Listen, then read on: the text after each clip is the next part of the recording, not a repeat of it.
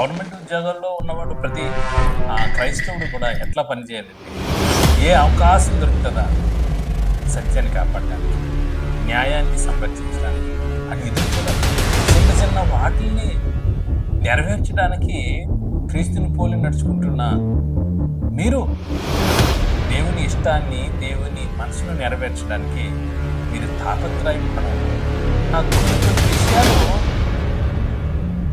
కొన్ని పనులు కొంతమందికి సెట్ అవుతాయి. కుష్టి వ్యాధి కలిగిన వాడిని ఎవడు పట్టించుకోలేనప్పుడు, ఆడికి ఎవడో దగ్గరికి రాలేనప్పుడు, ఊరు చివర పెట్టేసినప్పుడు, అలాంటి వాడిని హక్కుని చేర్చుకుని వాళ్ళకి కాళ్ళు చేతులు కడిగి శుభ్రపరిచి వారికి మందులు రాయడము, వారి కడుపు నుండి అన్నం తినిపించడము, లేదంటే వారికి వైద్యం అందించడము, అలాంటి పనులు కొంతమందికి సెట్ అవుతాయి. నిజానికి ఇంకోటి ఏంటంటే, పేదవారిని కన్న తల్లిదండ్రులని అనాథాశ్రమాల్లో వదిలేస్తున్నారు.